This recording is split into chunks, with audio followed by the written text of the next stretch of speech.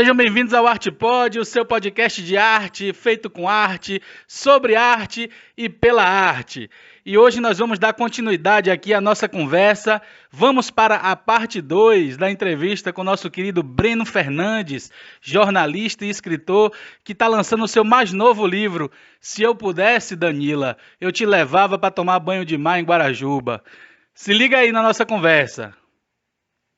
Então eu piro muito com esses experimentos, cara. Velho, o negócio do... Você tava falando do João Baldo, eu me lembrei da minha experiência com o Vivo Povo. Uhum.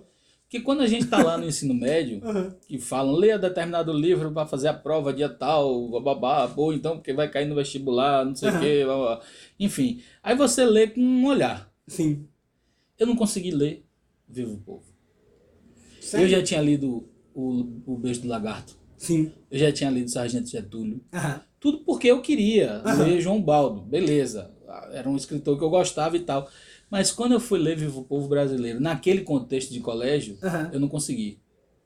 Eu parei no Caboclo Capiroba. Que é tipo, as primeiras 50 páginas. Parei ali. E não voltei mais. Aham. E falei assim, que nada, eu vou ficar lendo esse livro que não tem nem parágrafo, você é maluco, que não sei o que, ppp. Alguns bons anos depois, eu já tinha saído até da faculdade, velho. Eu fui pegar aquele livro. Eu ria, eu gargalhava sozinho lendo aquilo. Falava, velho, que genial, que genial. A começar pela parte em que eu abandonei o livro. O próprio momento do Caboclo Capiroba. Aquilo é sensacional, velho. Maravilhoso. O cara descrevendo as receitas que ele fazia com os portugueses que ele capturava. O português tinha carne meio dura. Aí que o português tinha carne dura, tinha um gosto ruim, não sei o quê. Era mais gostoso. De repente aparecia um cara que tinha a pele rosa, que tinha a carne macia e não sei o quê. Aí ele começa a falar da diferença culinária entre a carne de holandês e a carne de português. Pelos olhos de um índio canibal ali da ilha de Itaparica. Velho, aquilo é genial, é genial. E a filha do Caboclo Capiroba, que se apaixona pelo holandês aprisionado, que vai virar comida. E ela empoderadíssima, né? Ela puxa a calça dele e senta. Velho, aí depois lá na frente tem o momento do... Agora eu não tô lembrado do nome da personagem, que era o senhor de engenho que vai pra guerra da independência. Peri Lambrosio era o cara que... É Peri Lambrosio? É Peri Lambrosio. Que ele para... É muito louco isso, que ele para de noite, ele para na frente da janela do quarto e quebra uma bronha olhando para as terras que eram do pai dele e que agora são dele. Mijando no urinol que tá do lado da cara da mulher. Rapaz, essas coisas assim, que você fala assim, velho, que loucura que sai isso da cabeça de João Baldo, velho. Total. Mas que você, olhando pelo contexto do livro e tentando extrapolar para o contexto histórico ali do momento, você fala assim, velho, essa coisa que parece absurda pode ter sido muito plausível diante da loucura que é a cabeça de um ser humano. Total. Um cara que se via como um merda e de repente ele se sente o cara mais poderoso do universo. Total. É lógico que ele vai fazer todo tipo de maluquice, velho. Pra se autoafirmar. Total. Então é totalmente plausível aquelas loucuras ali. Total. E o livro é sensacional, mas eu levei 10 anos pra poder pegar aquele livro. Primeiro tirando o ranço, né? Tirar o ranço das aulas de literatura do colégio e tal, não sei o quê. Que eu acho assim que são fundamentais, mas que eu não sei, eu tenho meus prós e contras da aula de literatura usando essa literatura clássica nacional. Sim. Machado, por exemplo.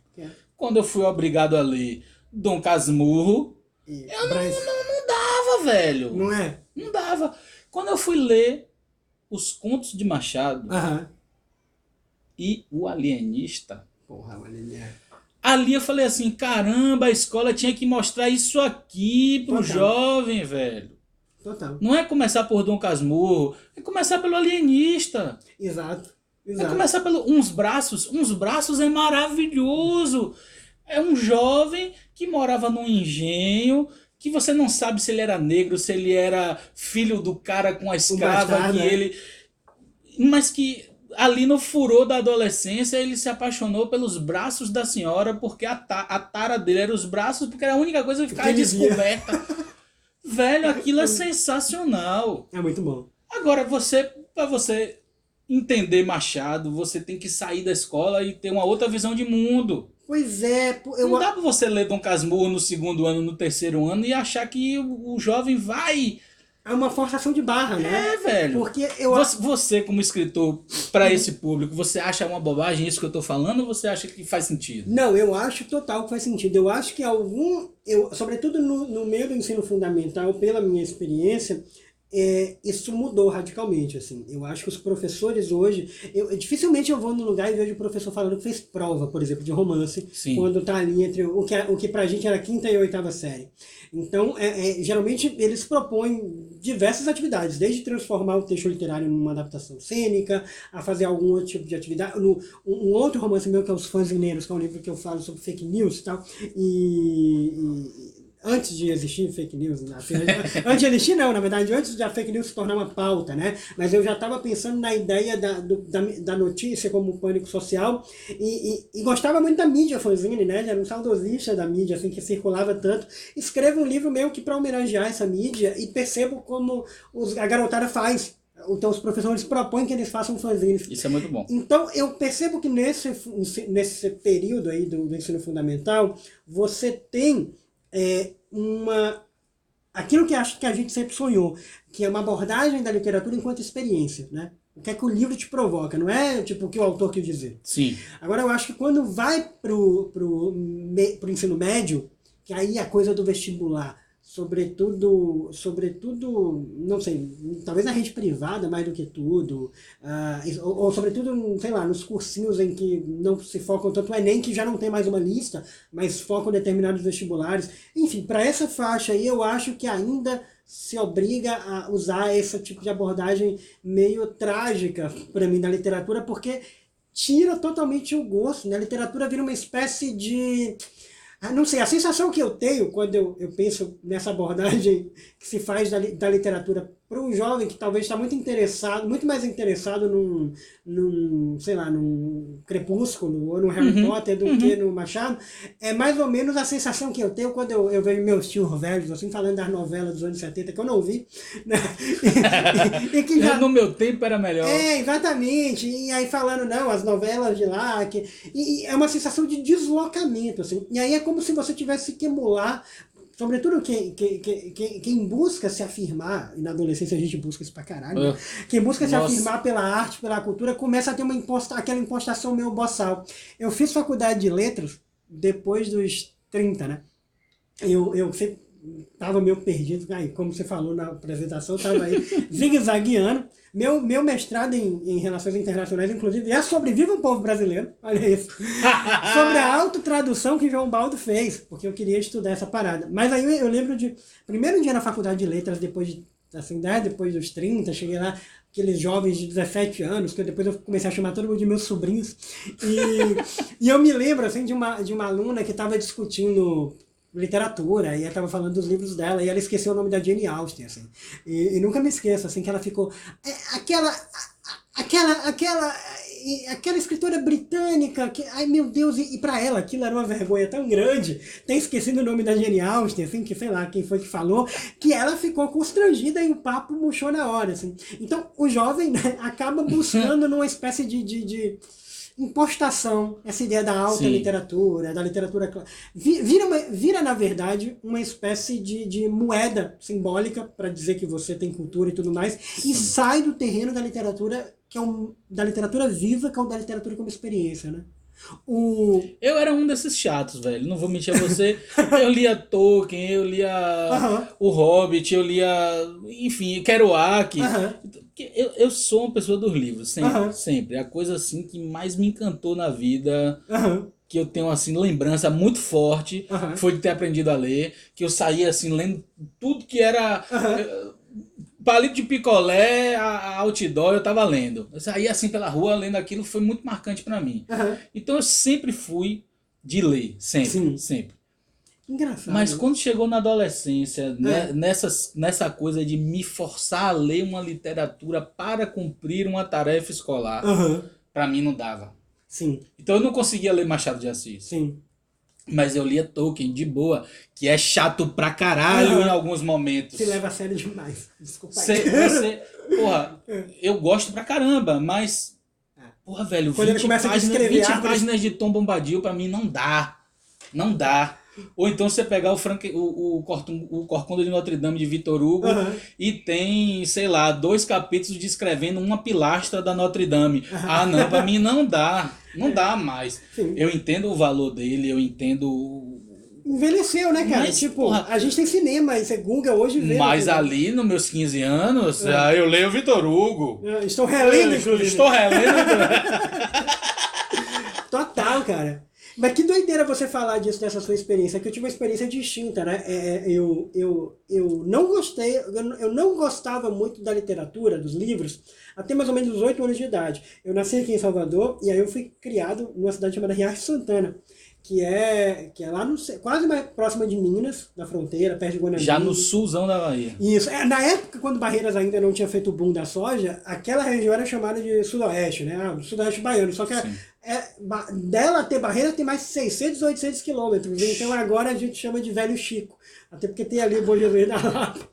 E eu me lembro que eu tinha uma professora velha lá, que era a tia Clarita, que era maravilhosa, mas a gente lia no meio do fundamental José de Alencar, assim, e tinha uma postura, essa postura meio de conhecimento de almanaque. Eu me lembro que, sei lá, meus tios decoravam o início de Iracema, assim, para se mostrar, né? Tem o tal do Verde Mares Bravios, a minha terra natal, onde canta a Jandaia, nas fontes da Carnaúba, e era tipo status, você podia não entender nada, podia achar aquela história como ela é.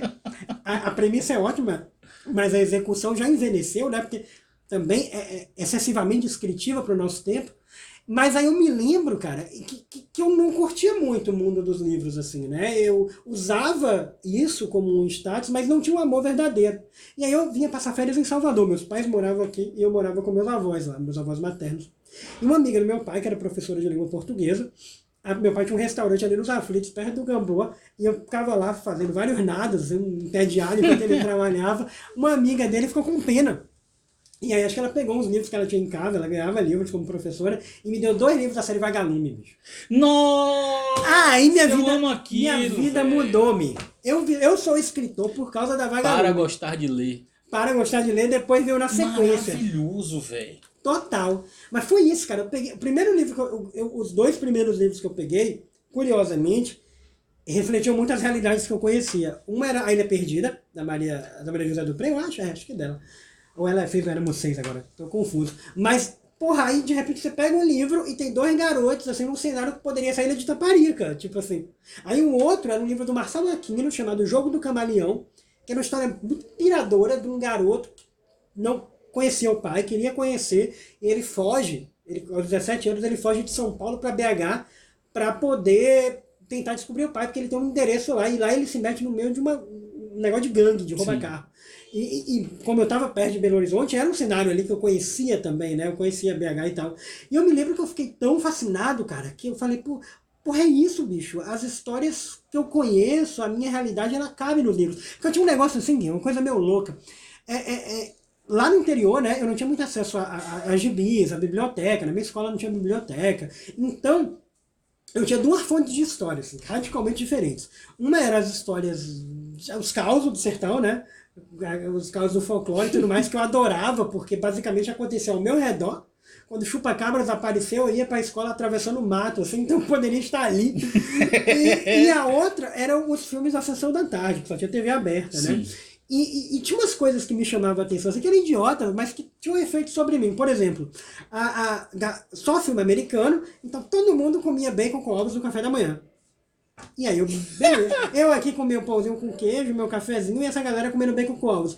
Eu jogando bola ou baleada, e essa galera jogando beisebol e futebol americano. Eu indo de farda pra escola, e essa galera indo com outras roupas. Essas pequenas diferenças, somado a uma certa mentalidade interiorana, uma fantasia interiorana que acha que a vida só é melhor na cidade grande, isso fazia com que eu tivesse na cabeça a ideia de que havia uma vida de segunda categoria, que era aquela que eu vivia, aquela vida de interior, aquela vida de quem come pão com queijo e joga baleado. E existia uma vida de primeira categoria, que era você morar numa cidade grande, ou de preferência fora do Brasil, nos Estados Unidos, falar inglês, etc, etc. E como os filmes só mostravam aquilo, era natural, falava, pô, se tá na TV é porque é isso que é a vida boa. Sim. E quando eu peguei esses livros, nossa, me deu um chacoalhão, assim, porque foi meio que como encontrar esse espaço que às vezes a gente busca entre amigos, nas turminhas, eu buscava meio que no mundo. Eu acho que os livros me deram um pouco isso, assim, falaram, olha, nos livros aqui tem espaço para sua realidade. E aí, tanto que eu comecei eu lia imediatamente esses 2 livros, eu fui na época, sei lá, eu tava passando férias aqui, aí fui pegando a grana, assim, né? Meu pai me deu dinheiro, minha mãe deu dinheiro aí, vamos no sebo, e aí peguei um monte de livro de sebo da Vagalume que eu tenho até hoje, e aí voltei e comecei a ler e pirar. O Cadáver Ouve Rádio. Marcos Rey total. Velho. E eu comecei logo depois a escrever. Porque eu descobri, eu folheava tantos livros, deixa eu pegar esse livro aqui, o Danila. Mas era uma coisa assim, eu ficava tão encantado, que aquela coisa era tão objeto, o livro pra mim, que eu fui ler uma coisa que ninguém lê, que é a folha de crédito, né? Ninguém dá importância, geralmente a gente vai pro capítulo 1 logo. E aí eu passando o olho aqui, bateu o endereço da editora. Aí eu falei, porra, olha, tem um endereço da editora aqui, por que não mandar? E aí eu comecei a mandar, tipo, com 8, 9 anos de idade, comecei a mandar essas cartinhas pra editora. Recebi um monte de não, né? Mas aí aos 13, que na verdade aos 14, porque eu escrevi aos 13, eu Aí recebi veio um o sim. mistério. A editora FTD me ligou, achei que fosse trote, né, meu? Você tem 14 anos, volta da escola, tá lá tirando aquele cochilo de quem acorda de manhã, de quem estuda de manhã, e aí me ligam e falam assim, a gente vai publicar você, vai publicar na Bienal de São Paulo. Eu fiquei... É trote. É trote. Mas foi um negócio, assim, impressionante. E foi muito legal, assim, porque eu me sentia...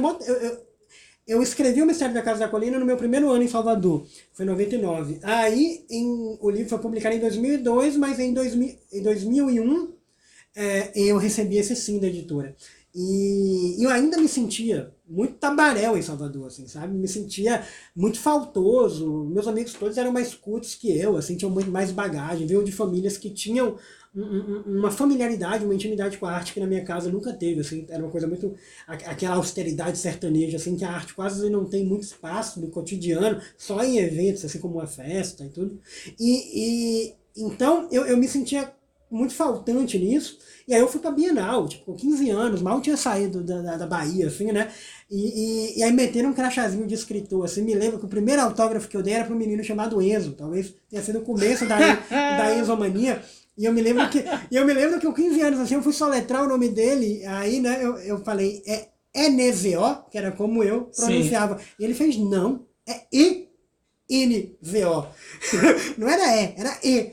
E eu fiquei totalmente... E também não era N, era I. Era I-N. E eu fiquei totalmente constrangido, assim, né, me sentindo mais ainda. Só que aí, eu lembro que eu encontrei nesse dia o Júlio Emílio Braz, assim, e ele me tratou como igual. E depois eu fui conhecendo outros escritores que estavam lá na editora, naquela Bienal enorme de São Paulo, e todos meio que me tratando como igual, assim, sabe? Tipo, muito felizes, tipo... E eu tinha também uma outra coisa, que eu não sei se você passou por isso, eu ouvi tanto na vida, tipo assim, quando você fizer 18 anos, aí você vai fazer o que quiser, né? Vai dormir na hora que quiser, vai sair de casa na hora que quiser. Eu ouvi tanto... Confesso que até tentaram. Tentaram. Pois é, eu comi essa pilha. E aí eu ficava achando que a vida de adolescente era uma sala de espera de consultório médico, onde você ficava entediado, esperando 18 anos pra vida acontecer. Sim. E aí chegou a literatura com 15 e falou, não, tipo, a vida é agora, cara, vamos esperar ser adulto. Então, eu acho que a literatura me deu muito do que... Me deu, além do prazer da criação, que você notoriamente sabe que é muito prazeroso criar, mas ela me deu um lugar no mundo. E eu acho que é por isso que eu continuo até hoje. Assim. Rapaz, eu estava comentando com Jane Santa Cruz na nossa conversa anterior, que ela é atriz e produtora, né? E falando exatamente sobre isso, né? Que eu conheci uma pessoa que me contou, eu dizendo isso para ela, né? Eu conheci uma pessoa que me contou que tudo que ela tem na vida foi a arte que deu. Uau. Ela saiu do interior, veio para Salvador para ser ator e aqui começou a fazer teatro, daqui foi para não sei aonde, fez cinema, viajou para Europa, foi para África, foi para não sei aonde, graças à arte. E não é demagogia, e né? Não é real, demagogia. É real, é muito bom. Outro dia na minha conversa com o João Lima aqui, palhaço, ator, ele falou exatamente isso, que no momento em que ele se deu conta de que, mas e se eu não tiver trabalho? Eu invento. Vou roubar. Velho, aquilo me deu um tapa na cara. Eu falei assim, claro, velho, óbvio. Nossa, eu acho que nossa, fiquei até embolado agora. Porque eu, por exemplo, né, por causa dessa austeridade cultural, que é muito própria do sertão, a cidade de onde eu vim, ela é tão fascinada por esse status da medicina. É desses lugares onde os prefeitos colocam doutor. O doutor. Não só nela, mas na região como um todo. Eu me lembro que teve uma época em que teve um caso muito curioso de um garoto que foi estudar medicina. Todos são meio... Antes de você entender o que você quer da vida, você já recebe desde muito cedo um discurso do seu pai dizendo que você tem que ser médico ou médica. Então todos meio que crescem quase que fazendo disso um dever da vida. E é muito louco, sim, assim, porque... Até para vencer a dureza das condições das ali, condições de sobrevivência e tudo. Exatamente. E chegava assim mas a coisa virava um projeto familiar, assim, então tinha famílias que se endividavam. É a pessoa que vai salvar a família inteira. Exato, é um peso, né? Você vai carregar isso tudo. E aí teve um caso que aconteceu, mais ou menos, um cara um pouco mais novo que eu, em que ele fugiu. Tipo assim, ele foi estudar medicina no Rio, e um belo dia ele sumiu, parou de dar notícias, todo mundo, Rio de Janeiro, o cara foi morto, né? Tipo, no assalto, ficou uma preocupação, e de repente os colegas botaram um detetive particular na história e descobriram 2 semanas depois que ele simplesmente estava fugido. E aí ele foi encontrado na casa de uns amigos no interior de Minas, e aí quando ele foi entrar em contato com ele meio que deu a real, ele falou, não quero estar aqui. Eu não quero fazer isso. Não é isso que eu quero da vida. Eu quero trabalhar na roça. Tipo, eu quero... O pai não era roça, ele era fazendeiro. Assim, porque era fazendeiro, mas ele queria estar naquele meio. E ele preferiu fugir até essa conversa. Ou pelo menos, ele precisou fugir para ter essa conversa. Então era um negócio muito impositivo, assim. E eu sempre me senti... Pra mim, o que aconteceu comigo é um milagre, é uma história de filme. Com 15 anos, você vindo lá do onde Judas faz a... onde o vento faz a curva. E aí você conseguir publicar por editora nacional, que foi a FTD, conseguir para a Bienal de São Paulo. Para mim, o tempo inteiro eu vivia... Isso é mágico, velho. Pois é, mas até muito recente eu tinha a ideia de que não, isso aqui não é real, isso aqui não é sólido, isso aqui não vai existir, isso aqui... Então eu preciso... Esse zigue-zague de carreira, assim, foi isso, assim, não, eu preciso ter o plano B porque isso vai dar errado. E o mais louco da vida é que é isso, né, tipo, foi a arte que, até financeiramente, foram os direitos autorais, milagrosamente, funcionam, assim, de uma maneira um pouco melhor para o mercado juvenil, porque por causa das adoções em escola e tudo mais, mas até nisso, assim, nesse que era o maior medo, né, de, vou morrer de fome, ficar debaixo da ponte e tal, até nisso a literatura me deu uma salvação, mas ainda assim era tão forte essa coisa cultural, que eu vou lhe dizer, cara, que foi só quando eu entrei na faculdade de letras, foi já no ano, depois que eu fiz 30 anos, que eu acho que eu consegui falar, não, agora eu preciso acreditar que é real, né? Eu tinha começado aos 15, e aí eu tinha feito 30 anos, eu pensei, bom, já se passou o tempo de vida em que eu não era autor, agora se equivaleu ao tempo de vida em que eu sou escritor, né? E nenhuma tragédia aconteceu, então eu acho que está na hora de abraçar. É muito louco enfim, a cabeça da gente, né? O negócio estava dando certo para mim o tempo inteiro. Cara, é engraçado ouvir isso de você que é da literatura. Eu que sou do teatro, eu vivi a mesma coisa, velho. O mesmo drama. O medo de falar assim, rapaz, eu preciso fazer outra coisa porque eu vou morrer de fome, não dá pra ser ator, não. Isso aqui é mentira, né? Isso aqui é mentira e não sei o quê. E vivendo as coisas que eu tinha vivido ali nos Bomboristas. Pô, velho, Breno, vou falar a verdade pra você. Saindo de Salvador, nunca tive agente. Nunca fiz parte também de nenhuma agência. Porra, eu fiz peça de teatro, eu escrevi, eu fiz animação, dublagem, eu fiz longa-metragem, eu fiz TV, eu fiz... Porra, velho! E ainda assim tá duvidando? É muito louco, sabe? Como o negócio pesa, né? Mas é um negócio muito doido, velho. Mas porque realmente tem as coisas sociais, os medos sociais, como tem que ser doutor, porque se você não for doutor não vai servir pra nada. Tem isso, mas tem o interno também. Sim. E até que ponto o interno é por essa identificação das coisas que falaram pra Exatamente. você? Ou é da falta de segurança interna sua, de acreditar em você mesmo, como o João falou assim, e se eu não tiver trabalho, eu invento. Cara, aquilo, ele falou isso pra mim sentado aqui, eu falei assim, cara, velho, eu queria ter ouvido isso há uns 20 anos atrás, velho. Exatamente. Eu senti a mesma coisa que você falou. Velho, ia ter me dado outro gás, e eu ia falar assim, rapaz, quer saber, se não rolar, não rolou, mas eu vou meter as caras. Total, porque... E eu tive isso, até um ponto eu tive isso. Aí chegou um momento da minha vida que eu falei assim, não tá rolando, não consegui nem comprar nem um saco de pipoca, eu preciso de outra coisa. Aí eu também fui, passei por 1000 outros... Eu cheguei a trabalhar em empreiteira, velho. Uau. Falei assim, o que eu entendo de engenharia e arquitetura? Nada.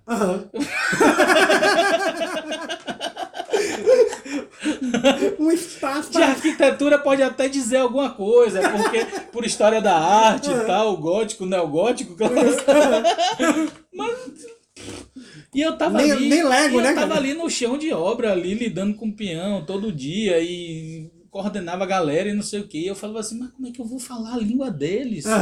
Como é que, rapaz, se esse cara falar alguma coisa pra mim, eu não vou poder saber contestar, dizer assim, não, faça de tal jeito. Sim. Entendeu? Sim.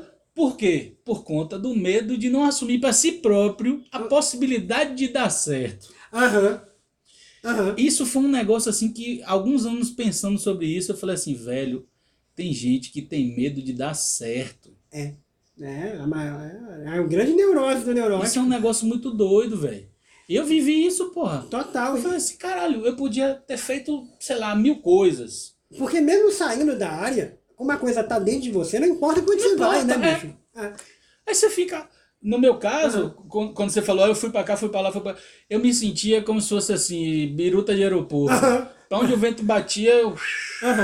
Ah, não, tá dando pra sobreviver melhor aqui. Vamos pra cá. Não, mas não é isso, é aquilo aí. Não, mas não é aquilo ali. Rapaz, não é brincadeira não, velho. Tem uma hora que você se sente meio que afundando. Então você fala assim, velho, eu tô como se fosse num barco a remo, no meio do mar. Eu vi uma ilha, comecei a remar, e no meio do trajeto eu falei assim, não, mas a ilha não tá pra lá, tá pra cá. E aí eu fui, daqui a pouco eu não tava mais no lugar, eu fui pra... E aí você rema pra tudo quanto é lado e não vai pra lugar nenhum. E quando vê, tá exausto, né? Quando você vê, você fala assim, caramba, eu já remei tanto e não cheguei em canto nenhum. Por quê? Porque você não pegou medo de dar certo, pô. Medo de dar certo, exatamente. Medo de dar certo. Exatamente. Eu vi o Daniel Galera, que uma vez ele escreveu... Uma vez, na verdade, no coletivo, tinha um poema sobre isso. Um poema cuja qualidade hoje eu não gosto tanto, mas eu me lembro que eu tinha lido o primeiro romance dele, que foi Até o Dia que King Kong Morreu. Ele, uma vez falando sobre o romance, ele falou o seguinte, ele falou, olha, esse foi um romance que eu escrevi pensando que na minha geração e na minha classe social, que é a classe média, as escolhas... a gente podia escolher qualquer caminho e de alguma maneira isso tornava todos os caminhos desinteressantes e o meu personagem ficou ali parado. Mas eu discordava do próprio autor, que eu li um romance e pensava, não, esse personagem não está parado, esse personagem tem medo. Não é que ele está desinteressado. E aí eu escrevi na época eu tinha conhecido aquele poema do The Road Not Taken, né? A estrada não tomada, do Robert Frost, que ele vai dizer que tinha 2 estradas e uma estava toda pavimentada, como que todo mundo usava, e ele foi exatamente pelaquela que ninguém usava. E aí eu escrevi um soneto que talvez eu não consiga declamar ele todo, mas que era mais ou menos assim, chamava Soneto da Encruzilhada. E era: parado encontro-me numa estrada. Robert Frost teria 2 caminhos. Porém, o que tão longe e esquadrinho adiante é uma infinita encruzilhada. Infinitas retas aqui traçadas a me transpassar. Eu, um pontinho. Se por acaso de uma me avizinho, posso sentir as demais indignadas. Todas me põem igualmente fascinado. E ao fim de cada, uma recompensa. Igualmente valiosas, quero tudo. Mas talvez apenas uma me pertença. Se o tempo indaga, não respondo, fico mudo, o mais seguro é estar aqui parado. E era exatamente como eu me sentia, parado no meio da encruzilhada, porque... Cara, quando você tem muitas opções, é mais difícil escolher. Sim. É essa sensação aí. Sim. Então, assim, eu posso ir pra cá, eu posso ir pra cá, eu posso ir pra cá, eu posso ir pra cá, eu posso ir pra cá. E não vai pra lugar nenhum. E é uma época em que você tá... eu hoje sou um entusiasta da psicanálise, né? Faço análise já tem alguns anos. Entrei na análise algumas vezes e passava sessões mentindo para jornalistas. Assim. Então, eu já fiz isso também. Gosto de pensar que era um exercício da ficção. Se eu fosse um fotógrafo, eu sairia por aí fotografando. Como sou um ficcionista, eu saio por aí mentindo. Mas aí depois de um tempo eu comecei a fazer e percebi que, na real, né, cara, tipo, conhecer aquilo que você quer mesmo, o seu limite entre, isso que você falou da insegurança, né, conhecer qual é o limite entre você e o outro, entre aquilo que você quer e aquilo que de repente você recebe da família, da sociedade, às vezes de alguém nada a ver, assim, sabe, o pai de um colega que na terceira série ele falou alguma coisa que por algum motivo gravou na sua cabeça. E que pra você não faz diferença nenhuma aquela pessoa, mas aquela frase ficou. Mostra a importância a importância da frase, né? E da palavra que marca como ferro, assim. Então eu acho que, nossa, eu acho que talvez seja antes, né, quando eu comecei a publicar, publiquei com 15 anos, caí muitas vezes naquela autovaidade de achar que eu era um prodígio, né? Tipo, ainda que fosse uma história muito tranquila, muito infantil, assim, mas tinha aquela coisa de ser a aura da literatura e entrei na faculdade com 16, porque eu entrei na escola, acho que me queriam em casa, leva esse menino pra escola, e aí com 2 anos eu entrei na escola, com 16 eu saí da escola e entrei no curso de computação, que eu fiquei 2 anos e saí. E tinha algum momento que eu achava que muito bom que eu tô fazendo tudo rápido, assim, né? Numa espécie de trip narcisista, assim, que eu me via um pequeno Mozart das letras. Mas que merda depois, assim. Hoje eu falo com a sinceridade, quando eu vejo meus primos ou filhos de amigos mais jovens, que eu começo a ver que os pais, os adultos estão nessa trip de querer que a pessoa decida rápido, eu falo, não, pelo amor de Deus, não faz isso. Aí eu sento e conto toda a minha ladainha de vida, as minhas lamúrias, mas pra tentar tirar um pouco disso, né, cara? Porque, enfim, a gente fica com essa ideia de que vai resolver a vida aos 18, aí depois, não vai ser aos 18, vai ser aos 27, ou então eu vou morrer como ídolo do rock. Aí, ou não, vai ser aos 30. E no final das contas é tudo paranoia, porque a vida só se resolve no final. Até lá ela vai estar aberta a possibilidades. E é muito difícil lidar com isso, né? E saber o que é que eu quero fazer. E mesmo que eu acho eu acho que, de alguma maneira, o que a gente aprende melhor é muito louco, né? A gente passa por essa fase que a gente está aí nos millennials, terminando os 30, entrando nos 40, mas a gente gasta, eu tenho a sensação de que eu e todos os meus amigos e pares gastamos a última década para resgatar algo que estava lá no início, sabe? Você sente isso? Porra, velho, passei tipo 15 anos para resgatar um negócio que talvez eu tenha sentido lá, que foi um start. Né? Outro dia eu me peguei na frente do espelho e olhei assim e falei, cara, há 15 anos atrás, no primeiro ano, eu tive uma conversa com uma pessoa falando sobre literatura, que eu ia escrever assim, uma história que era quase uma autobiografia ficcional, né? Era um personagem, mas aquele personagem era eu. Que eu queria ter uma vida de tal jeito, assim, assado e não sei o quê. Eu vou dizer pra você qual era a pira, né? Naquele momento da minha vida, eu tava fazendo artes marciais e tal. E aí eu achava que eu ia estudar história e que eu ia ser um arqueólogo, porque desde menino eu queria ser paleontólogo e não sei o quê, e eu ia pro Egito, e eu ia viver no Egito, tipo Indiana Jones. Essa era a viagem do personagem do livro, mas era eu, né? Era o meu sonho projetado ali. Então eu vou viver no Egito como se eu fosse um Indiana Jones de kimono preto rasgado sem a manga. É um crossover de Indiana Jones com Karate Kid. O outfit era esse, né? Amei. E aí, 15 anos depois, eis que eu me pego da frente do espelho, eu botando um kimono pra ir pra aula. Um kimono preto, e eu já tô formado em história. Olha aí. Cuidado com o sonho. Eu falei assim, caralho, velho, que viagem mais louca que eu achava que eu ia estar naquele contexto e de alguma forma eu tô aqui de novo, vivenciando a coisa da escrita, só que dessa vez não pela literatura fantástica, não sei o quê, mas trabalhando com isso para redes sociais, aqui pro Artibó e tal, não sei o quê. Eu falei assim, rapaz, que louco, velho. Eu tô aqui 15 anos depois de ter dado toda essa volta, de ter ido passeado pelo direito, ido trabalhar lá na empreiteira, de ter ido morar no Rio de Janeiro, em São Paulo, e não sei aonde, e não sei o quê. E olha eu aqui de novo, chachando. A jornada do herói, né? E voltou. Falei assim, cara, que louco isso, velho. Incrível. Você falando esse negócio do Millennial resgatando isso, eu vi isso essa semana. Que maravilhoso, cara. A história agora vai ser sobre isso, na verdade, né? Sobre como velho, e eu fui fazer essa minha viagem pela história, começou lá criança, pela literatura fantástica e pelos jogos de RPG. E tinha uma coisa que eu sempre tive, assim, desde molequinho, né? Que eu estudava no Antônio Vieira e eu sempre fui uma criança muito tranquila. Então eu tinha as aulas de pastoral, os padres me falavam uma coisa e eu falava assim, Jesus não é assim não. Fiquei na aposta.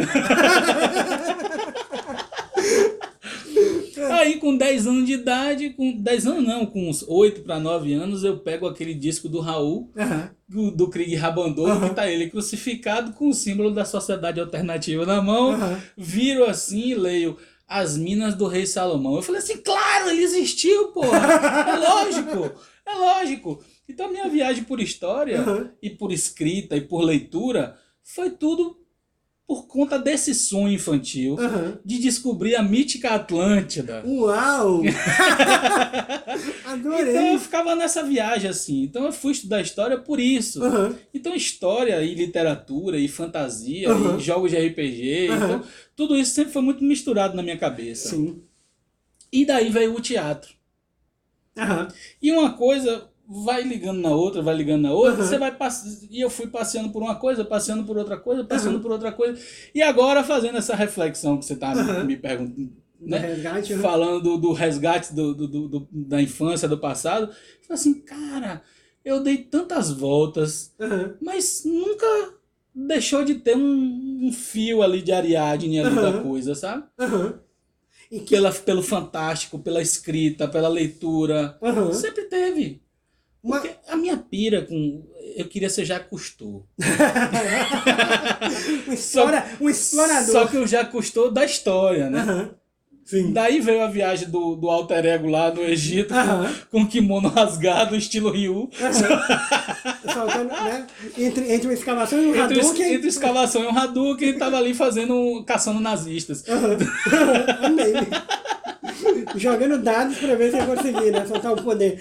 Mas, cara, eu adorei isso, porque no final das contas, assim, o que me soa, ouvindo você, é que onde tudo se conecta é uma busca por uma espécie de extraordinário na vida. Assim, não extraordinário no sentido de sair do cotidiano, mas um extraordinário no sentido de pensar a própria humanidade enquanto uma experiência ou enquanto um acontecimento extraordinário. Tem uma pergunta filosófica que sempre me mordeu os calcanhares. Quem sou eu? Essa pergunta que é uma das perguntas fundamentais da humanidade, que acho que todo mundo em algum momento se pergunta aí, quem sou eu? Isso aí, meu amigo, é algo que pra mim, tanto que naquele momento ali que você falou, tô com 18 anos, eu preciso me decidir pra onde é que eu vou, qual profissão eu quero ter. Eu fui pro teatro, sabe por quê? Porque eu queria ter todas. E eu pensei, o único jeito de eu ser de todas as profissões é sendo ator, porque aí eu posso ser todas. E ser no corpo, né, cara? Porra, ser de corpo e alma, assim. É maravilhoso. Porra, faz todo sentido, cara. Eu acho que. Não, eu tento ser na literatura, mas na literatura não vai tanto. Tem hora que você sabe que você está sendo. A literatura tem algo mais de. O autor tem uma coisa meio megalomaníaca de Deus, assim, né? Tem uma coisa meio de controle. De controle, assim, de saber o destino dos personagens. O ator não. O ator é que se entrega pra parada. Eu acho que isso é inegável. E, velho, um desafio muito louco. Uhum. Quando eu estava lá em São Paulo, eu estava fazendo o Instituto Stanislavski lá, Uhum. e aí um dos exercícios de formação era que você pegava uma cena e você ia escrever aquela cena e depois ser dirigido por um outro colega seu. Certo. E uma coisa muito louca é esse lugar de você escrever e atuar aquilo que você escreveu. Uhum. É muito doido, velho. É muito doido, porque tem momentos que você fala assim, peraí, agora eu não sou mais o autor. Agora eu tenho que viver isso aqui. Uhum. Nossa. E virar a chavinha e deixar de lado a crítica do autor. Que o autor falaria assim, não, isso aqui não tem nada a ver com o que eu escrevi. Eu escrevi foi outra viagem. Sim. Não, isso aqui o diretor... Aquela coisa do roteirista, o diretor estragou meu roteiro, sabe? Sim, é preciso se colocar nesse lugar. E você vivenciar os dois papéis, o de quem escreveu a obra e o de quem tá dando vida àquela obra, é um negócio muito doido, bicho. Total. Pô, porque você É um negócio muito Você doido. tem que pisar no ego bonitinho, assim, pra poder emergir a coisa como ator, né? Eu tava conversando com o Fernando Santana, que tava fazendo o Gotas de Sol agora, e ele escreve, atua e dirige. Caraca. Eu falei assim, Fernando, velho, Caraca. eu ainda não tive essa ousadia? Essa ousadia não. Eu já fiz até o passo 2. O passo 3, que é dirigir também. Essa ainda não. Caraca. É um negócio... Eu fiz agora, eu experimentei agora com uma galera que eu tava com um projeto que eu peguei o Júlio César de Shakespeare. Sim. E transformei ele para 6 episódios de áudio. Certo. Eu vou lançar agora em julho e tal. Rádio novela. Como se fosse uma radionovela. Estão falando tanto de podcast, não sei o quê. Então, um podcast. É mais uma radionovela do que um podcast. E, velho, eu peguei a tragédia clássica, fui transportando ela para uma linguagem mais contemporânea e fui mesclando ela com outras obras que falam sobre o contexto de Júlio César, de Roma, de Brutus, aquele contexto ali. Certo. E fiz um saladão. Tô gostando. Que virou uma coisa nova, virou uma coisa própria, né? Peguei um pouquinho daqui, roubei, né? Um pouquinho daqui, um pouquinho dali, um pouquinho dali e criei uma obra nova chamada César Deve Morrer, que vai sair agora em julho. Que massa! Que bom. E aí, nesse projeto, sim, eu escrevi, eu dirigi, eu dei voz a um personagem e tô editando. Ok. Mas pelo menos eu não estou lá, Sozinho. O corpo não está lá. E não tá sozinho. Eu não tô sozinho. Ok. Não, tá encontrando o seu caminho, tá indo pela brecha. Mas eu fiz esse projeto inicialmente para ser peça. Sim. Para ser peça de teatro. E por conta dessa coisa de pandemia, de não sei o que, esse projeto se tornou isso. E tá sendo um desafio, assim, muito doido, velho. Eu tava no estúdio de gravação, eu e mais 4 atores que fazem parte do projeto. E tinha horas que eu falava assim, eu tinha que entrar em cena como um personagem e ao mesmo tempo ouvir eles como diretor ali na hora do lado. Caraca. No mesmo microfone. Então eu tinha que prestar atenção na intenção e assim, cada ator faz mais de um personagem.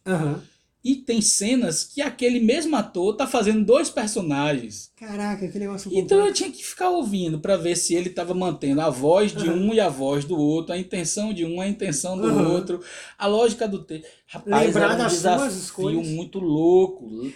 Eu sempre tive curiosidade de saber como isso, porque você não consegue Eu não desligar. sei, eu não sei como é que vai ser isso não. Em julho a gente descobre. Ok. Bom, acho que o eu editor vai resolver muita coisa. Vai falar, não, vai precisar regravar de novo, vai precisar fazer. Mas, cara, parabéns, eu achei bravíssimo. A ideia é maravilhosa, né? Eu adoro. E a partir daí vamos ver o que é que sai. Agora, tudo por conta dessa coisa de eu não consigo viver sem ter essa coisa da... Eu ia falar da arte, mas não é só da arte. É do fantástico. Sim. Desse extraordinário. Desse extraordinário, eu acho. E de alguma maneira, não sei, eu fiquei pensando, tem um conselho tem uma carta do Mário de Andrade, pro Fernando Sabino. O Fernando Sabino começou a escrever pro Mário quando tinha 19, né? Lançou o primeiro livro. Assim, o Mário já era um figurão, com 42, se não me engano. E eles se corresponderam ao longo de muito tempo. Quer dizer, com quem Mário não se correspondeu? Com todo mundo. E aí tem uma das primeiras cartas, Fernando Sabino, assim, imagina, jovem, 18, 19 anos, morando em BH, que até hoje o próprio pessoal de BH chama de Roça Grande. Aqui é a Roça Grande. E tinha acabado de publicar um primeiro livro de contos, estava prometido lá, estava noivo, ia ganhar inclusive um cartório do sogro, que depois quando ele divorciou, acho que ele entregou de volta. Mas ia virar dono de cartório. Estava assim, com a vida encaminhada para ser um burguês aos 20 e poucos anos. E ele escreve para Mário uma carta muito confessional, assim, né? Meio falando, poxa, Mário, eu preciso que você me diga se eu tenho talento ou não, porque eu estou disposto a largar tudo. Se preciso for, eu abandono meu noivado, abandono meus estudos, porque eu sinto esse chamado da literatura, eu sinto esse chamado da arte, eu sinto esse chamado por criar, mas ao mesmo tempo eu não sei se eu tenho o que precisa. E aí o Mário escreve um negócio que eu acho muito bonito, assim, o Mário vira e fala assim, Fernando, por que abrir mão? Será que a experiência da vida não é exatamente tentar experimentar tudo e tentar viver tudo e somar tudo isso em você? E por que você precisa decidir que isso aqui não é viável para que isso aconteça? Antes de tentar viver e ver se é viável ou não. E isso para mim sempre me mexeu muito. Assim, agora pensando nessa sua trajetória que você me conta, me parece alguém que assim, não sei se você conhecia essa carta, mas que botou na prática isso de Mário. Não assim, sabia né? essa carta, não. Alguém que chegou e falou bem assim, pô, eu posso receber esse chamado de extraordinário estando lá na obra, né? E de alguma maneira tudo pode se fundir sem que as coisas precisem ser a priori. Claro que a gente tem um tempo escasso, né? As coisas demandam concentração, dedicação, e isso é o real da coisa, né? Você tem que escolher, pô, eu tenho um job aqui que me paga no momento que eu estou tentando escrever um livro, então o que é que eu escolho? Me seguro de grana, me endivido e termino o livro, isso é o real da coisa. Mas a gente acrescenta a neurose. É verdade. A gente acrescenta. E eu acho que, pelo menos ouvindo você, me parece que você, no final, tirou a parte da neurose, depois, né, que você convenceu de que podia inventar, e agora tá trabalhando só com os problemas reais mesmo. Eu vivi isso mesmo, velho. Não sabia dessa carta, achei incrível isso aí, e eu vivi isso porque lá naquela minha descoberta lá, voltando pro Raul lá do Krieg Rabandolo, eu sempre passei muito, tanto pela literatura quanto pela música. Mais do que o teatro, mais do que o cinema, depois o cinema, depois o teatro, por incrível que pareça. Mas a música teve um lugar assim na minha vida de que eu chegava a dizer assim, eu não tenho religião, minha religião é a arte. Bonito. E eu me deixava levar pelas experiências na vida por coisas que eu ouvia em música. Então em alguns momentos assim que eu precisava de um direcionamento ideológico entre aspas, né? Não político partidário, mas assim... Um conselho. Quando eu precisava de algo, eu ia buscar numa música. E Raul foi a pessoa assim que fez minha cabeça logo, assim, de cara. Raul foi a faculdade pra você. Foi. E quando eu ouvi Faze o que tu queres, há de ser tudo da lei. Eu pensei nisso aqui agora. Não existe Deus senão um homem. Aquelas coisas fizeram minha cabeça de tal modo. Eu fui buscar. Eu não estava falando das meninas do Rei Salomão, não sei o quê. Eu fui buscar minhas referências religiosas e místicas e não sei o quê por conta dali.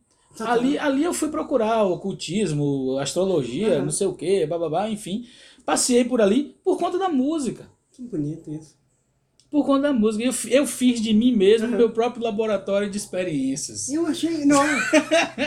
Porque é isso. Qual foi o resultado? Não sei. Só sei que foi assim. É uma obra em progresso, né, bicho? Eu acho que essa ânsia pelo fim, ela é muito pouco produtiva. Eu acho que é uma obra em progresso. Eu acho Essa coisa do morreu, acabou, pra mim nunca fez sentido. E que as pessoas...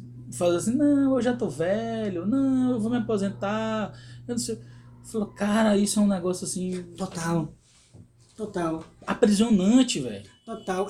Eu acho que um dos vícios do nosso tempo, um dos vícios, não do nosso tempo, mas um dos vícios talvez da humanidade, é especialmente decadentista, né, cara? Assim, a ideia de que não, eu ouço isso, quem trabalha com arte, sobretudo as pessoas que já estão entrando na velhice e tal, tem essa coisa de não se faz mais arte como antigamente, tem esse papo decadentista, e você que conhece a história deve saber mais do que eu sobre isso, o quanto esse discurso é velho e batido, né? No meu tempo era melhor. É, uma coisa, eu acredito na lei de Belchior, assim, eu também me identifico com essa coisa de buscar na música conselhos, e para mim a lei de Belchior é o novo sempre vem. Maravilhoso. Você que ama o passado e que não vê que o novo sempre vem. Então, eu acho que é importante estar sempre atento ao novo. E, obviamente, isso não significa que é abandonar o passado. A literatura juvenil me ajuda muito nisso, a preservar um passado e deixar ele num lugar, mas ao mesmo tempo que eu relaboro ele em algo novo. E isso me chama muita atenção, porque eu tenho visto amigos que agora começam a ter filhos, ou pessoas mais velhas que vêm me pedir conselhos. Tem uma que é clássica, assim, né? A pessoa descobre que algum filho, ou que algum parente, criança, adolescente, tá lendo umas coisas tipo Dostoiévski. Ou então tá lendo Tolstói. E aí a pessoa fala, mas eu acho muito pesado, eu acho muito assim. E eu fico, caramba, essas pessoas não se lembram de como elas eram como era adolescente, das angústias, da coisa, né? Porque você já é adolescente, você já tem plena compreensão do absurdo da existência, né?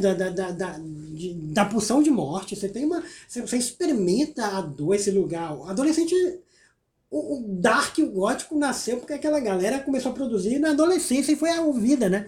E eu percebo que às vezes as pessoas se esquecem disso, quase como um recalque mesmo. Ai não, na minha época não era assim. E era. E de alguma maneira era, sabe? Então não tem nenhum problema. As pessoas se esquecem que foram jovens. Né? Total, eu acho que de alguma maneira essa coisa que a gente tem vivido a gente tem um problema político no Brasil, né? Mas eu acho que em parte ele também é uma espécie de problema cultural, na medida em que ele há um aceleramento da cultura, uma mudança radical, e as pessoas começam a se sentir desnorteadas e querem rebobinar o mundo, né? Assim, muita gente que tem opiniões que parecem à primeira vista conservadoras ou preconceituosas, e no final das contas essa é a maneira fácil e rápida de julgar, né? Você está sendo reacionário, está sendo conservador, quando às vezes é muito mais uma ferida, eu percebo assim. Não estou falando de agentes políticos, estou falando de amigos do dia a dia, né? Entendendo. Que a gente pensa assim, pô, é mais uma ferida, essa pessoa não está sabendo lidar com o novo, com a mudança. E aí, para ela, é um lugar de conforto. É aquela pessoa que de alguma maneira se gaba de ter ficado no passado. Assim, não é de apreciar o passado, né? A pessoa que, por exemplo, eu adoro o Raul e ouço Raul até hoje, por exemplo, adoro o B-Rock e ouço o B-Rock até hoje, mas, sei lá, eu dou uma chance ao Tim Bernardes, a Malu Magalhães, tipo, a galera que tá surgindo agora, a Bala Desejo, que é o que tá bombando agora. Eu acho que, tô falando da música porque eu acho que é um exemplo clássico, assim, que as pessoas é um espaço de refúgio psicológico. Eu acho que é um pouco isso, sabe, cara? E é meio complicado, porque, de alguma maneira, essas pessoas... Eu acho, quem sou eu para dizer como as pessoas devem fazer, mas eu acho que eu quero para mim é não me ver nesse lugar. Porque eu acho que é um lugar em que eu não vou estar seguro psicologicamente o suficiente. Eu acho que meu modelo, para falar de músicos ainda, é o Caetano. Acho que Caetano, assim, Caetano... Ele é esse cara que tá sempre se reinventando, né? O cara vai fazer um disco de rock. Sim. Quando ninguém mais... Todo mundo dizia que o rock já estava morto. E eu acho que ele tem uma... Eu tenho um amigo que fala, até de uma maneira meio zombeteira, assim, o Caetano, ele suga a energia dos jovens, por isso que ele só anda com os jovens e tá aí pulando com 80 anos. Mas eu acho que não, eu acho que é uma postura que ele sacou lá na Tropicália, daquela coisa de que a cultura ela se reinventa o tempo inteiro, né? Ela não... E de alguma maneira, isso eu não quero a priori, ao mesmo tempo que eu não quero um deslumbre, aquele discurso deslumbrado, que é o discurso da tecnologia, né, de que tudo que é novo é bom, né? NFT é bom, Bitcoin é bom, tipo, né? Ao mesmo tempo que não quero esse, não quero o discurso decadentista, né? Quero tentar me encontrar.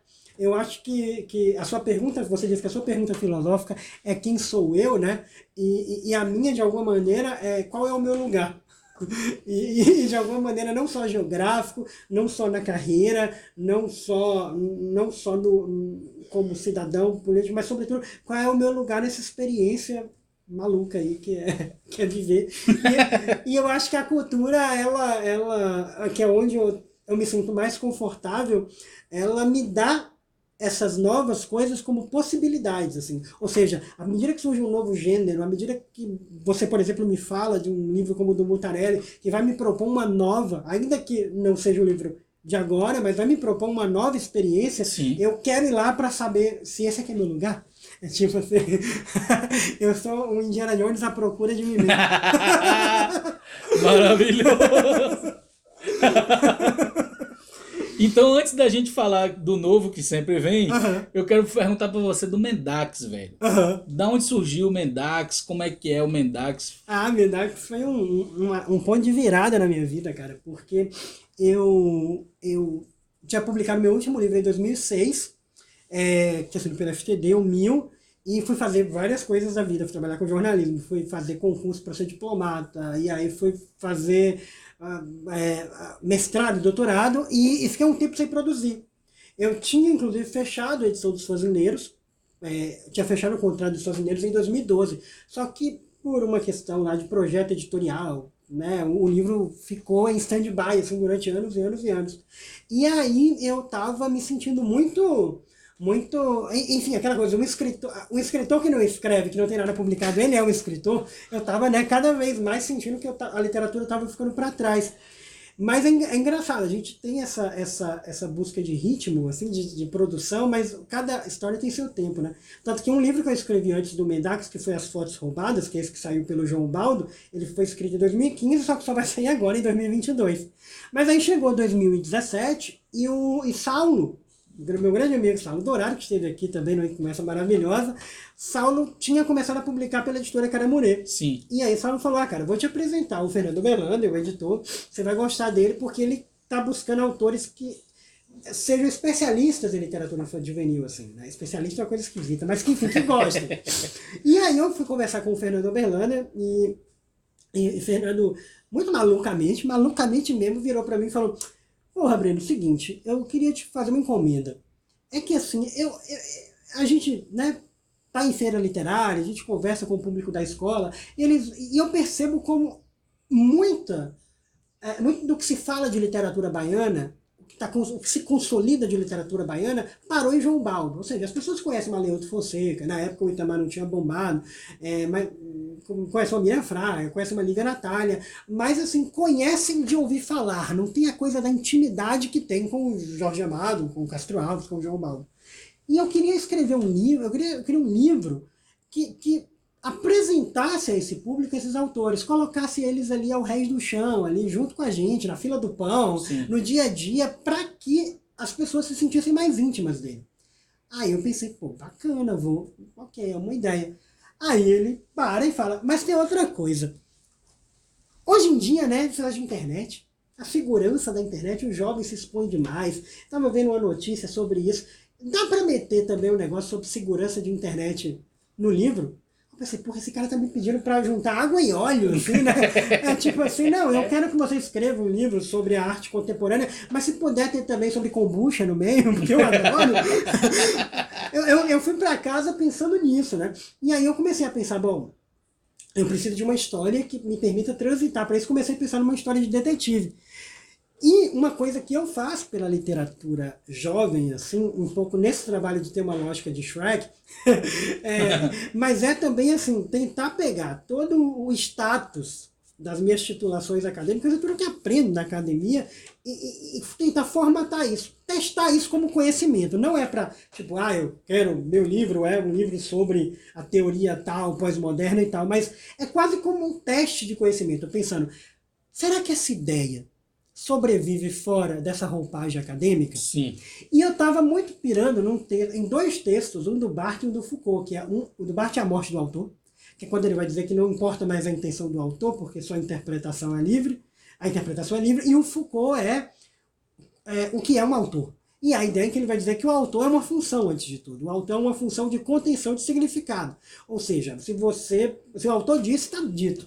E aí eu estava viajando nessas ideias, eu pensava, aí me deu um estalo, aquela coisa que eu tô tentando aqui criar um sentido para algo a posteriori, né? Porque na real foram os elementos que me vieram assim como evidentes na trama, mas no final veio a trama de um grupo de adolescentes que se conhecem porque tiveram histórias particulares de sua vida expostas em diferentes livros de um mesmo autor, que é o Esplêndido Mendax, que é um autor que ninguém sabe quem é.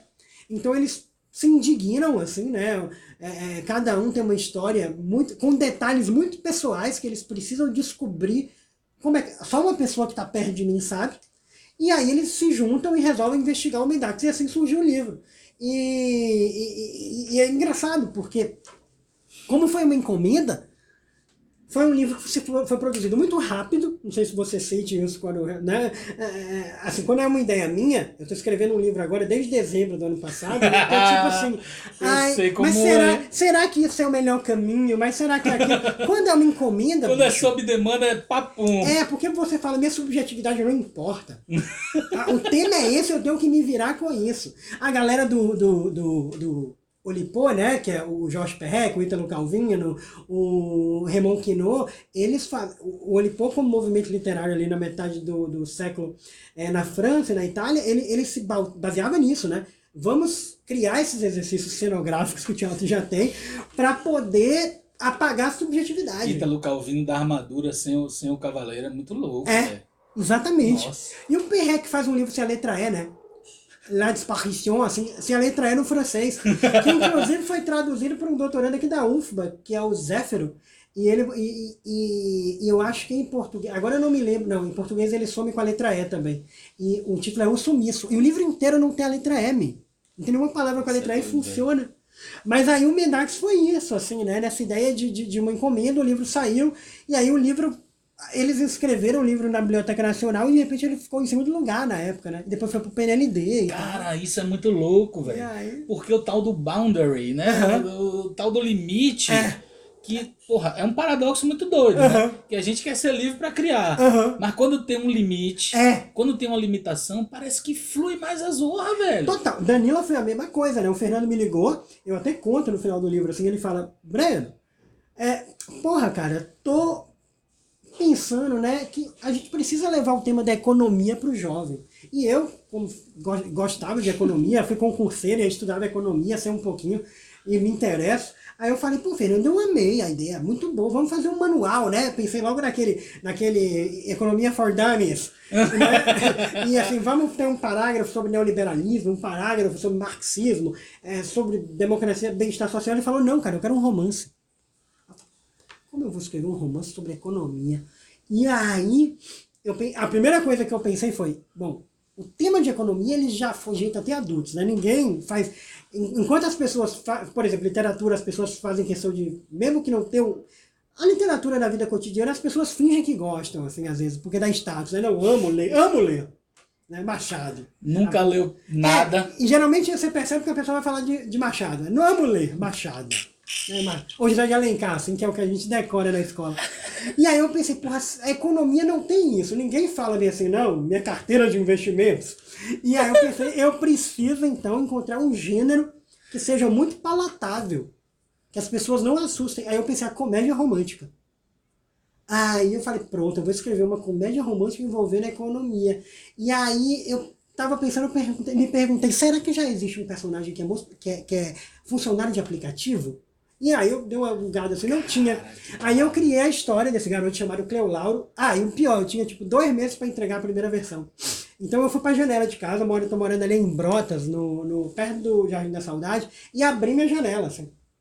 E aí olhei pra janela e falei, ok, ali tá a polêmica, ali o Campo do Galícia, ali tá a Tancredo Neves, dá pra ver o Suarez. E tem um lugar que quase ninguém conhece, porque ele tá meio que cercado por prédios ali em Brotas, que é tipo uma reserva florestal diminuta também. E tem um laguinho no meio. E de um lado tá o Campo do Galícia, do outro o Jardim da Saudade, e o resto é tudo prédio. E aí tem umas crianças que moram ali no conjunto dos comerciários, tem uma escola ali, e elas sempre fogem. Elas pulam o muro da escola para nadar nesse lago. E aí eu falei, pronto, eu vou usar isso aqui, eu não tenho tempo para inventar, tenho 2 meses. E aí criei a história desse garoto chamado Cleolauro, que é entregador de aplicativo por bicicleta. Ele conhece na Tancredo Neves uma recepcionista chamada Danila, se apaixona, e aí para impressionar ela, quer levar ela para esse laguinho que ele chamava de Paraíso. E aí depois as histórias, como toda comédia romântica, tem muita confusão, mas eu costumo chamar, eu tenho apresentado esse livro como a primeira comédia romântica sobre a uberização, porque exatamente o foco da economia que eu preferi dar foi um pouco em relação a essa questão da tecnologia e desses aplicativos, a fantasia que foi vendida, né, de que eles seriam a salvação do negócio, eles seriam um novo Eldorado, o Eldorado dos bits, né? E a realidade do que eles se tornaram, assim, né? Pessoas sem vínculos empregatícios, toda aquela movimentação. Na época estava tendo aquela movimentação dos entregadores lá em São Paulo. Sim. Então tudo isso estava meio que incandescente. Assim, eu falei, pronto, é isso. Assim, não deixa de ser também um esforço de retratar o tempo. E eu não acho que isso precisa ser uma a priori, não, por exemplo. Eu acho que não é preciso falar do presente, pois o grande barato das narrativas é a experiência humana. Então, por isso que um César Deve Morrer merece estar em 2022, estando aí. Mas o meu processo para esses livros por demanda foram esses. Velho, que fantástico, que fantástico. E agora vamos ver o que é que sai de novo, né? Eu estou sempre escrevendo muito, assim, tenho muitos projetos e vou escrevendo aos poucos e vendo quando dá para, sabe? O tempo, eu já entendi que o tempo de escrita é diferente do tempo de publicação. Eu acho que para todo mundo que trabalha com arte, né? O tempo da escrita da peça e do ensaio é diferente do tempo da temporada. O tempo de produção do roteiro aí é diferente de quando vai estrear. Então tem esse gap e eu entendi que a maneira de viabilizar é estar sempre produzindo, né? Então eu sempre estou escrevendo e de vez em quando as publicações acontecem, mas eu não vou esperar uma publicação acontecer para fazer outra. Porque o tempo é curto e as histórias são muitas, né, cara? Maravilhoso, velho. Então, enquanto o novo ainda não vem, o novo é: se eu pudesse, Danila, te levava para tomar banho de mar em Guarajuba. Pois é, todos queremos, todos estamos precisados, Cleulauro. É isso, Meu cara. amigo, que maravilhoso, velho. Quero agradecer você ter vindo aqui, esse bate-papo nosso, que se deixar a gente fica até amanhã de manhã. Com certeza. Foi maravilhoso. Nossa, muito bom sempre falar sobre... A arte é só um pretexto para falar sobre tudo, né, cara? É só um pretexto. É como um autor de teatro dizia: o texto é só pretexto. Maravilhoso. Tô saindo daqui com ótimas frases. O bom é que vai ficar gravado, aí se eu esquecer, eu posso voltar aqui. Se não tiver um evento, por exemplo, já vai ser uma camisa. Rapaz, eu tenho várias ideias pra camisa também. Eu pego uma frase assim e falo assim: isso aqui tá uma camisa maravilhosa. Nunca fiz nenhuma, mas ideia eu tenho várias. É o primeiro passo. Então tudo que basta. Meu amigo, então eu quero lhe agradecer assim por você ter vindo aqui. Quero lhe agradecer pelo livro também, presente maravilhoso. Eu vou ler agora, porque eu sou devorador de livros e o próximo da fila vai ficar pro próximo e esse vai entrar na frente. Maravilha. Maravilha. Eu que agradeço, cara. Foi um prazer estar aqui. Espero poder voltar outras vezes, porque eu tenho certeza que o ArtPod vai ter uma vida longuíssima, muitas temporadas, mais episódios que Star Wars, Indiana Jones e todas as sexta-feira 13 juntos. Que bom, tomara. Meu amigo, eu quero que você dê aí o serviço de que dia vai ser o lançamento do livro, se você já tem data, se não tem, como é que tá, em que pé tá isso aí, e aonde as pessoas podem encontrar seus livros, falar com você, enfim. Beleza, então, a gente ainda não tem uma data específica para o lançamento do Danila, porque vai ser um lançamento duplo com uma antologia, da qual também estou fazendo parte, publicada pelo Fernando Berlanda, que se chama É Tudo Verdade, menos aquela parte, que são 5 escritores que se reúnem para fazer ficção histórica inspirados em personagens da independência da Bahia e do Brasil. Eu, por exemplo, curiosamente, um dos contos em que eu apresento é um conto em que tem uma entrevista fictícia com um jornalista viajante do tempo para o Conselheiro Lopes. Então ele vai descobrir por que diabo você tocou a corneta.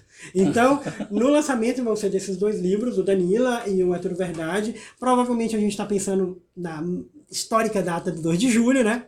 Mas quaisquer eventuais mudanças estão lá no meu Instagram, que é @brenofernandes.info, que é minha rede social principal, onde eu sempre divulgo essas notícias. E os livros podem também ser encontrados no meu site ou nas grandes lojas aí, virtuais. O meu site é o brenofernandes.info, também, é igual o Instagram.